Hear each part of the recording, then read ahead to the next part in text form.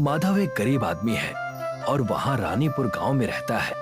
गांव के चारों ओर घना जंगल है और ये जंगल वन विभाग के अधीन है। माधव के परिवार में उसकी बीवी और उसकी बेटी है, पर उसके पास कोई नौकरी नहीं है। ऐसा कब तक चलता रहेगा जी? हमारी बेटी अब बड़ी हो गई है, आपको कोई नौकरी कर लेनी चाहिए। तुम्हें क्या लगता है मुझे घर पर बैठना पसंद है क्या? मैं भी कोशिश कर रहा हूँ कि जल्दी कोई नौकरी मिल जाए। माधव नौकरी की तलाश में घर से निकल पड़ता है, पर उसे कहीं भी नौकरी नहीं मिलती। आखिरकार थक हार कर शाम को माधव अपने घर वापस लौटता है। उसका उदास चेहरा देखकर उसकी बेटी उससे पूछती है, क्या हुआ पापा, आप बहुत उदास दिख रहे हो? कुछ नहीं बेटा, बस यूं ही। मुझे पता है आपको नौकरी नहीं मिल रही है, इसीलिए आप उदास हो ना। आपको जल्दी ही कोई नौकरी मिल जाएगी, आप चिंता मत कीजिए। देखो मेरी बेटी कितनी समझदार हो गई है। पापा, आप वन विभाग में नौकरी के लिए कोशिश क्यों नहीं करते? वहाँ तो पढ़े लिखे लोगों की जरूरत है और मैं तो ज्यादा पढ़ा लिखा हूँ नहीं, मुझे कौन काम देगा? पापा, आप लकड़ियों का काम अच्छे से जानते हैं, क्या पता उन लोगों को किसी ऐसे ही आदमी की जरूरत हो। ठीक है बेटा, मैं कल जाकर वन विभाग के लोगों से मिलता हूँ। मुझे नौकरी की जरूरत है, क्या मुझे यहाँ पर कुछ काम मिल सकता है? तुम्हें क्या काम आता है? मैं एक बढ़ई हूँ, लकड़ियों का सारा काम जानता हूँ। हम तो एक ऐसे ही आदमी को ढूंढ रहे थे, तुम आज से ही काम शुरू कर दो। नौकरी मिलने की बात सुनकर माधव खुश हो जाता है और काम करना शुरू कर देता है। माधव पेड़ों से निकाली हुई इमारती लकड़ियों में से मजबूत लकड़ियों को अलग और दीमक लगी हुई लकड़ियों को अलग करता है। साहब, ये जो लकड़ियां खराब हैं, इनका क्या करूं?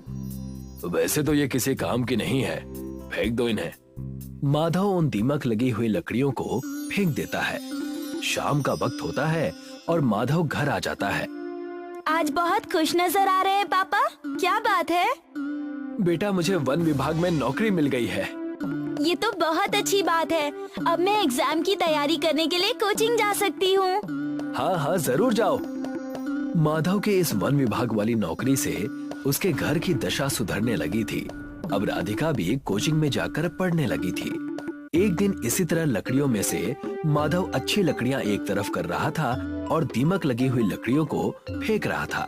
तभी उसके दिमाग में एक ख्याल आता है, क्यों ना इन खराब लकड़ियों को घर ले जाऊं, कभी ना कभी तो काम आएंगे ही। माधव दीमक लगी लकड़ियों को अपने घर ले जाता है। अगले दिन वो सुबह उठकर काम पर आता है और शाम को घर लौटते समय फिर से उन खराब लकड़ियों को अपने घर ले जाता है। इसी तरह जब वो ऐसा करता था तो एक दिन एक लेडी ऑफिसर देख लेती है। अच्छा, तो अब तुम चोरी भी करने लगे हो? नहीं मैडम, मैं चोरी नहीं कर रहा हूँ, ये लकड़ियाँ तो खराब हैं, इसलिए इन्हें लेकर जा रहा हूँ। अगर खराब है तो क्या इनका अचार डालोगे? झूठ मत बोलो, तुम जैसे चोरों को ये नौकरी नहीं देनी चाहिए थी। कल से नौकरी पर मत आना। माधव निराश होकर घर आ जाता है।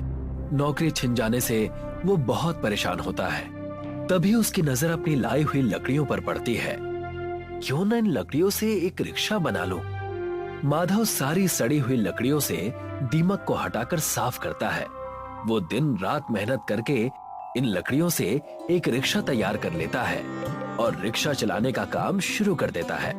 भाई साहब, शहर छोड़ दोगे? हाँ हाँ, बैठ जाओ। माधव रिक्शा को हाथ से खींचकर ले जाता, जिससे सवारियों को कहीं भी पहुंचने में बहुत देर हो जाती।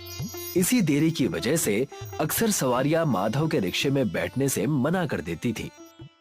भाई साहब, शहर जाने में टाइम लगेगा। 4-5 घंटे लग जाएंगे।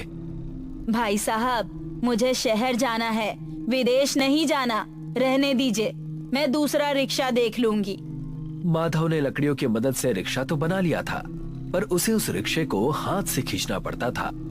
पापा, मेरे एग्जाम्स आने वाले हैं, मुझे शहर जाने के लिए कुछ पैसों की जरूरत है। बेटा, मेरे पास तो पैसे नहीं हैं, पर मैं तुझे अपने रिक्शे में तेरे एग्जाम सेंटर तक छोड़ दूंगा। पर पापा, इसमें तो बहुत टाइम लग जाएगा और मैं एग्जाम के समय तक नहीं पहुंच पाऊंगी। ठीक है बेटा, मैं कुछ इंतजाम करता हूँ। माधव सोचने लगता है, कि किस तरह से राधिका को एग्जाम देने के लिए शहर भेजा जाए। वो सोच ही रहा था कि तभी उसकी नजर जंगल में पेड़ के नीचे पड़ी एक टूटी फूटी गाड़ी पर पड़ती है। माधव उस गाड़ी के पास जाता है। गाड़ी तो कबाड़ बन चुकी है, पर इसका इंजन मेरे काम आ सकता है। राघव उस गाड़ी से इंजन निकालता है और अपनी हाथ गाड़ी पर लगा देता है। चलो, अब हाथ से खींचने की टेंशन तो दूर हो गई, पर इसका मॉडल बदलना पड़ेगा, तब मजा आएगा। राघव अपने पास बची कुछ लकड़ियों से हाथ गाड़ी का मॉडल बदल देता है। वो उस पर छत लगा देता है और उसको एक रिक्शे में बदल देता है। राधिका अपने पापा के रिक्शे में बैठती है। माधव रिक्शा स्टार्ट करता है और राधिका को शहर में उसके एग्जाम सेंटर पर छोड़ देता है। माधव के लकड़ी के रिक्शे पर इंजन लग जाने से अब उसका रिक्शा तेज दौड़ने लगता है, जिससे अब उसके पास बहुत सारी सवारियां आने लगती हैं। भाई साहब, शहर जाने में कितना वक्त लगेगा? बैठ जाइए, 1 घंटे में पहुंचा दूंगा। इसी तरह से सभी लोग दूसरे रिक्शे को छोड़कर माधव के रिक्शे पर बैठने लगते हैं। ये देखकर एक रिक्शे वाला माधव से जलता है और पुलिस के पास उसकी झूठी कंप्लेन करता है। साहब, इसने किसी की गाड़ी से इंजन चुराकर अपने रिक्शे पर लगाया है, ये चोर है। अच्छा, तो अब तुम लोग गाड़ियों के इंजन भी चुराने लगे हो? नहीं साहब, मैंने चोरी नहीं की, ये इंजन तो मुझे जंगल में पड़ा हुआ मिला। अच्छा, तो अब इंजन जंगल में भी मिलने लगे हैं। सीधी तरह से गाड़ी का इंजन वापस करो, नहीं तो जेल में चक्की पीसनी पड़ेगी। पुलिस वाला माधव के रिक्शे से इंजन निकाल लेता है। राधिका के एग्जाम का रिजल्ट आ जाता है, जिसमें उसकी मेहनत रंग लाती है। राधिका को एक जॉब मिल गई है। अब राधिका नौकरी करने लगती है और देखते ही देखते 1 महीना बीत जाता है और उसे उसकी पहली तनख्वाह मिलती है।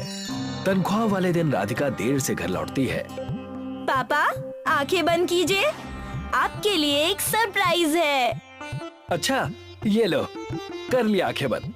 बताओ क्या है? राधिका माधव के सामने एक इंजन रख देती है। अब आंखें खोल दीजिए।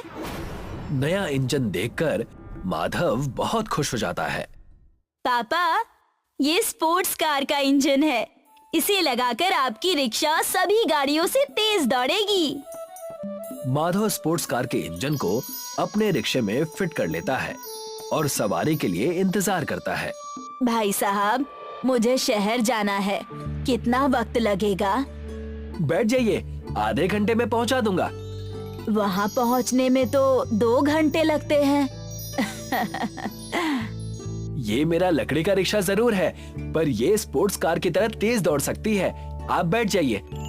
वो महिला माधव के रिक्शे में बैठ जाती है और माधव उसको आधे घंटे के अंदर ही शहर पहुंचा देता है, जिससे खुश होकर वो महिला माधव को डबल किराया देती है। इसी तरह से अब माधव लोगों को तेजी से गांव से शहर पहुंचाता है। जल्दी पहुंचने और समय बचाने के लिए सभी लोग अब माधव के रिक्शे का इस्तेमाल करते हैं और माधव पूरे इलाके में लकड़ी की फरारी रिक्शे वाले के नाम से फेमस हो जाता है।